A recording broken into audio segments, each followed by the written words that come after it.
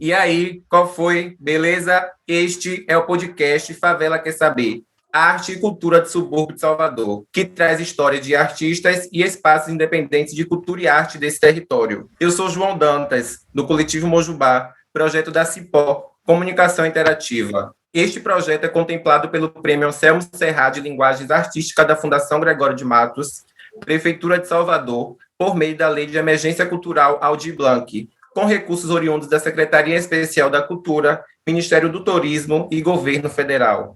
No episódio 12 da nossa segunda temporada, vamos nos despedir. Nosso último episódio dessa série trouxe 12 entrevistas muito especiais. Para fechar com chave de ouro, o papo de hoje vai ser com Ladailza Teles, da Biblioteca Comunitária Paulo Freire, que fica no bairro de Escada, aqui no subúrbio. Vamos viajar no mundo dos livros? Luso Calçada saindo agora. Qual foi, Cero?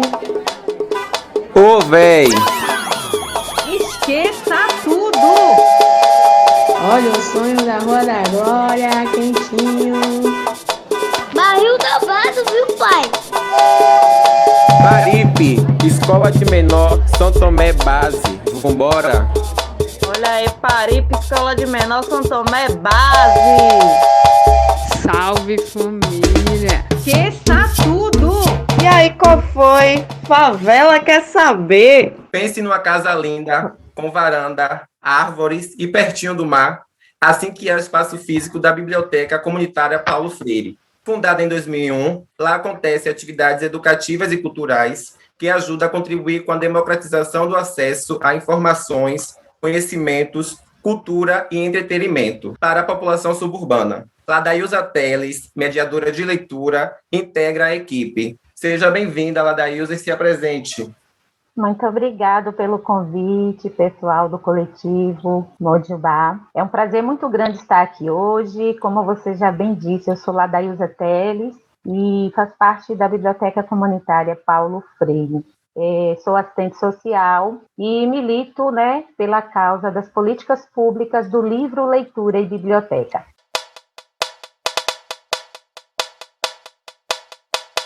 Vamos direto ao ponto. Conta para mim qual é a história de fundação desse importante espaço de leitura e conhecimento. A Biblioteca Comunitária Paulo Freire, ela foi implantada por iniciativa de Jean Carel Maria Van Mol, um voluntário belga que residiu aqui em Salvador durante mais de 30 anos. E nesse período que ele esteve aqui no Brasil, ele apoiou diversos projetos sociais, principalmente na região do subúrbio ferroviário, que foi a implantação não somente dessa biblioteca, mas ele implantou aqui no subúrbio ferroviário 4 bibliotecas comunitárias. Mas está resistindo somente a Biblioteca Comunitária Paulo Freire.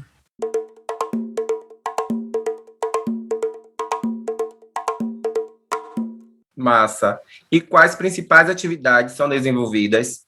Como é o acervo de livros? Pronto. Eu gostaria, a priori, de dizer assim, o objetivo desse espaço. O objetivo da biblioteca Paulo Freire é promover a leitura e o livro no imaginário de crianças, adolescentes e jovens, através do desenvolvimento de práticas leitoras, no âmbito do subúrbio ferroviário. A gente desenvolve no espaço diversas ações culturais, em prol do estímulo à leitura. A gente realiza ações em parceria com escolas comunitárias, com escolas públicas, com a própria comunidade e com diversos bairros, mais de 8 bairros dentro do subúrbio ferroviário.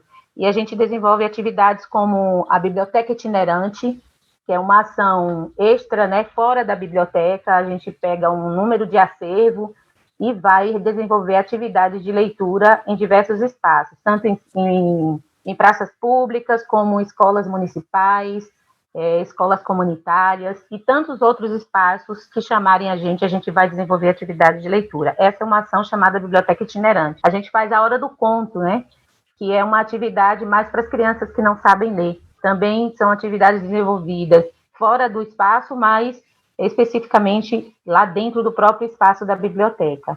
Nós temos a Roda de Leitura com Mulheres, que são ações voltadas para mulheres da comunidade, no sentido de estimular, né, que elas tenham acesso a livros e possam se tornar leitoras, né, a partir daqueles encontros. E nesses encontros com as mulheres, nas rodas de leitura, a gente trabalha somente literatura feminina. E a gente tem também algumas ações que a gente tem desenvolvido agora com o período da pandemia, né?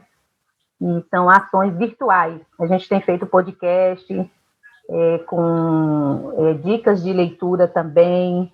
A gente tem feito a biblioteca itinerante também, ela tem acontecido de forma virtual, porque já que a gente não está podendo se encontrar com a galera, né, com as crianças e com os professores, a gente está marcando, né, os professores têm ligado para a gente e a gente tem feito essa biblioteca itinerante virtualmente. Elas marcam, as escolas marcam, chamam as crianças que eles trabalham nas escolas e a gente tem feito a biblioteca itinerante.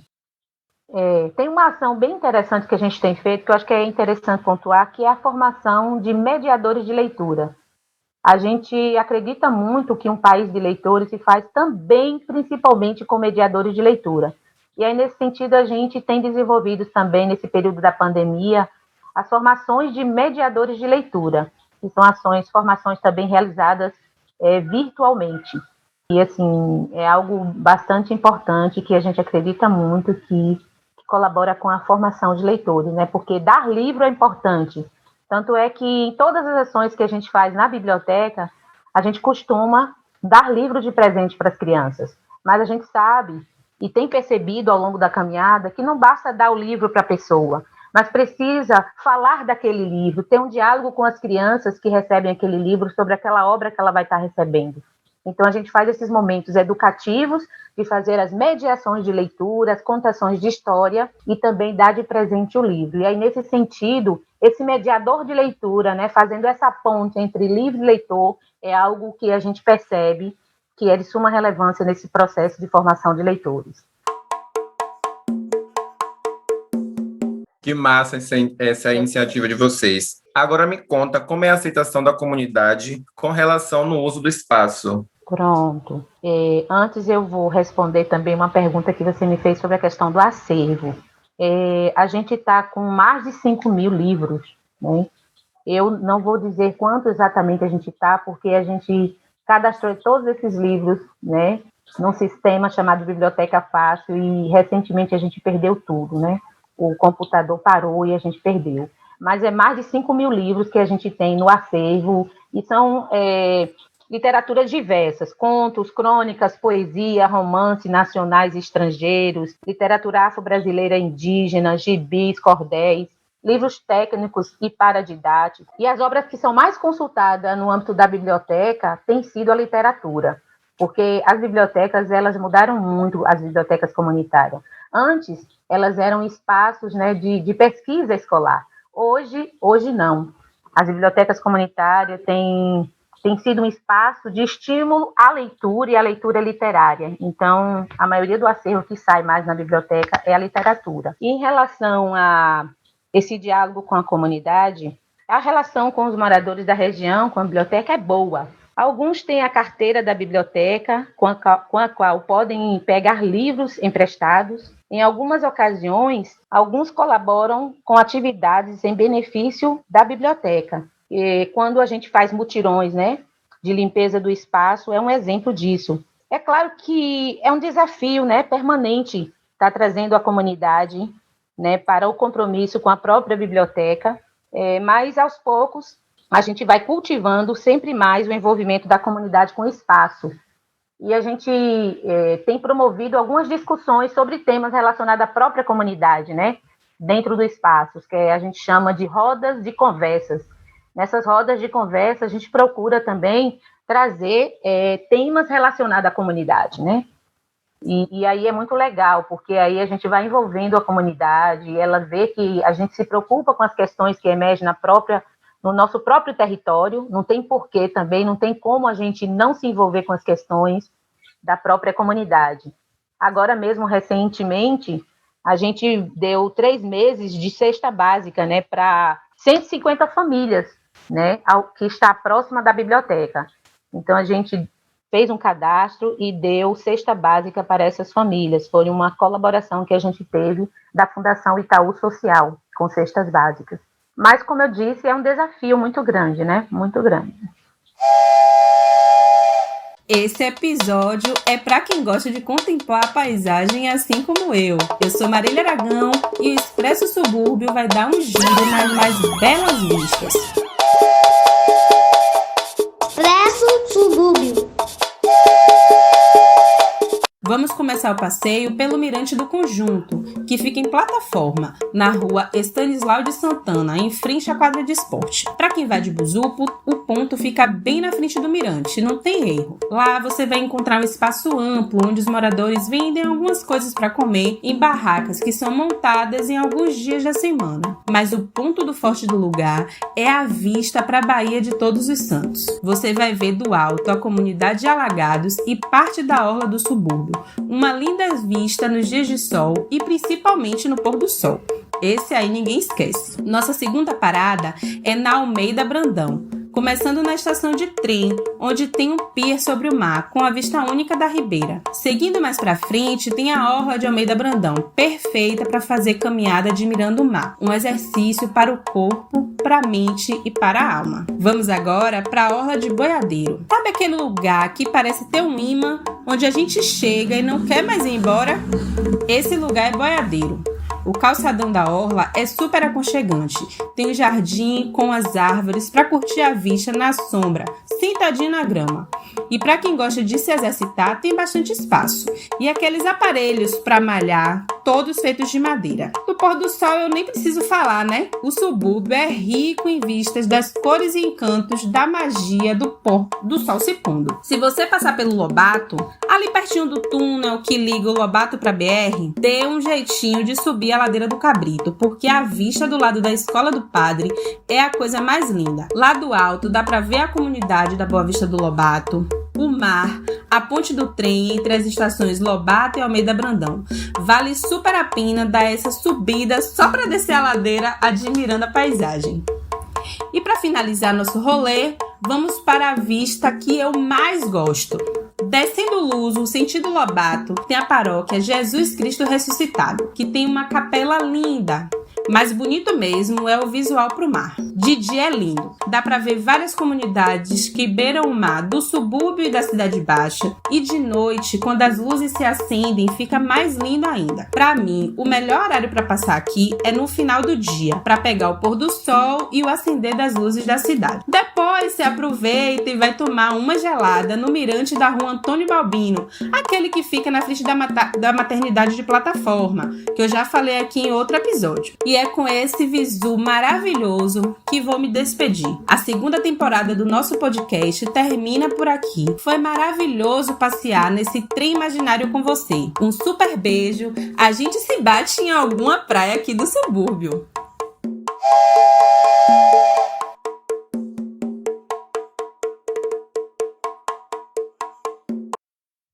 Massa. As bibliotecas comunitárias são importantes espaços de cultura e educação dentro de comunidades, e é um desafio manter esse espaço. Como é que funciona a sustentabilidade de vocês? Eita! Realmente, a sustentabilidade é algo bem complexo, né? Porque as bibliotecas comunitárias, elas vivem de projetos. Então, a gente vive de projeto. Então, se tem projeto, né, a gente faz um trabalho bem legal. Quando não tem projeto, fica muito complicado. E além dos projetos, né, que quando tem edital público que a gente faz, a gente procura também fazer outros editais. Tem outros órgãos públicos, né, que promovem editais relacionados à biblioteca, a livro, e a gente está fazendo, participando desses editais para garantir, né, a sustentabilidade dessas bibliotecas. Mas a gente costuma fazer bazar, faz bingo, faz ações tentando envolver a comunidade para levantar pequenos recursos para a manutenção, né, de água, luz, da biblioteca.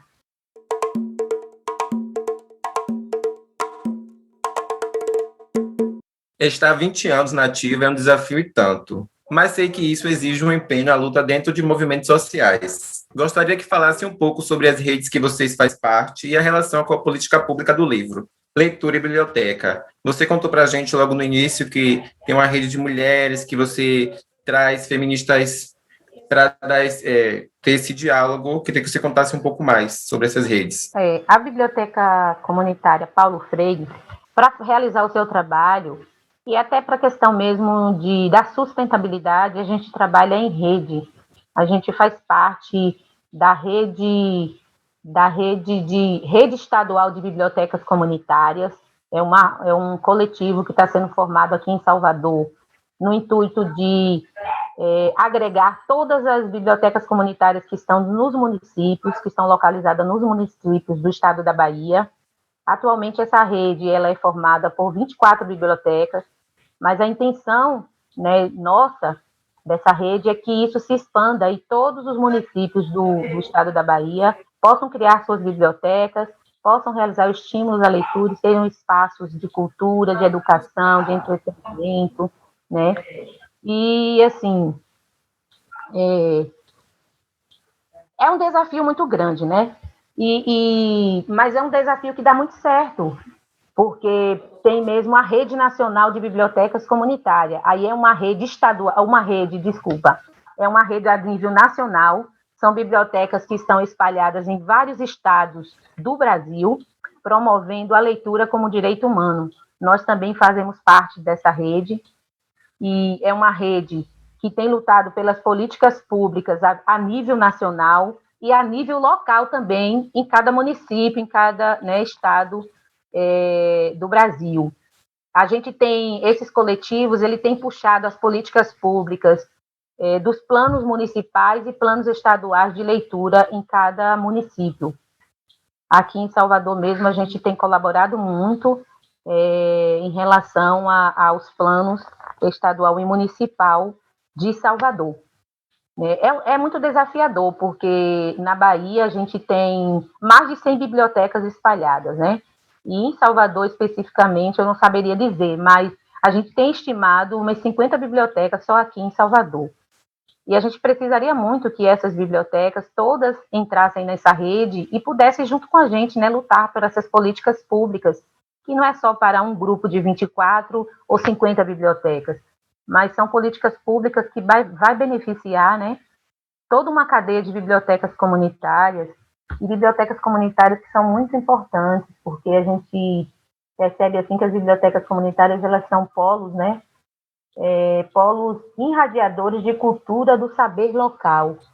Então, seria muito importante que outras bibliotecas entrassem lá no site da rede estadual, da rede nacional, e pudessem entrar também nessas redes. E a gente incide junto às políticas públicas de leitura para a cidade e para o Brasil. Isso é importante dizer. A gente tem puxado vários encontros, várias discussões a nível social, a nível de redes sociais, sobre as políticas públicas, sobre o orçamento público, porque sem orçamento público não tem como também realizar um trabalho bacana. É uma luta muito grande, mas que vale a pena. Sempre bom lembrar que essa entrevista está acontecendo respeitando o isolamento social e está sendo gravada através de um aplicativo de gravação, cada um de sua casa. Quem estiver ouvindo esse podcast no futuro, estamos no meio da pandemia do coronavírus, em abril de 2021, em um momento bem crítico. E por falar em pandemia, o que mudou nas ações da biblioteca nesse período de crise sanitária? Então, eu acho que eu já falei até um pouquinho sobre isso. Nesse período de pandemia, a gente, como todo estabelecimento, seguiu o decreto, né, do município. A gente fechou as nossas portas. No entanto, com a reabertura, a gente tem ido no espaço, né, para abrir o espaço, arejar os livros, arejar o espaço, e continuamos fazendo as ações, só que virtualmente, né, como eu já falei. A gente tem realizado atividades de maneira remota.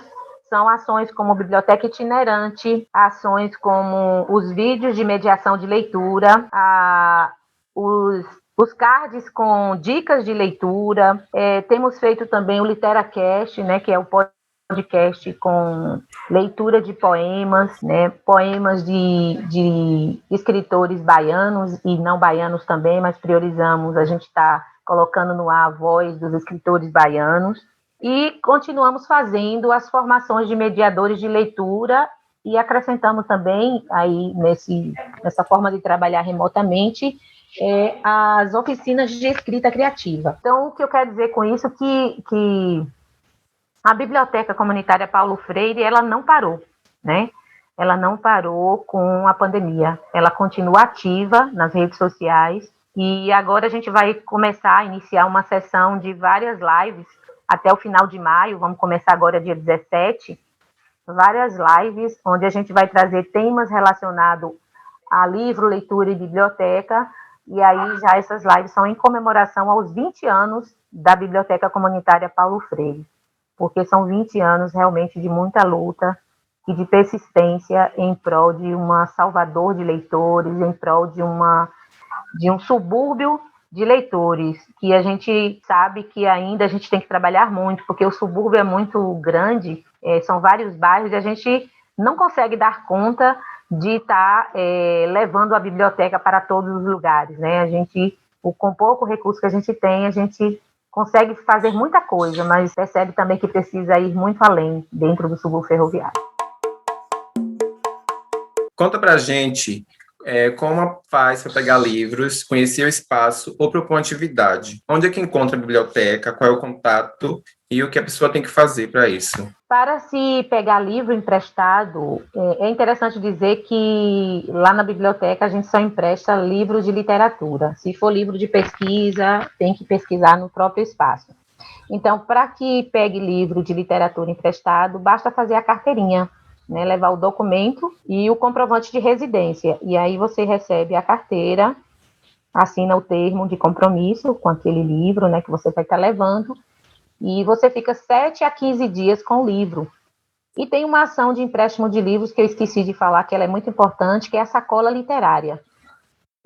A instituição ou a própria família que quiser pegar de 15 a 20 livros na biblioteca emprestado para disseminar, né, a literatura, o gosto e o prazer pela leitura na sua comunidade, vai na biblioteca, também faz uma carteirinha e leva aqueles livros emprestados na sacola literária, e você fica um mês com essa sacola e depois você devolve, ou você convida a gente, né, a pessoa, a instituição, se for no caso uma instituição, convida a biblioteca para ir no espaço.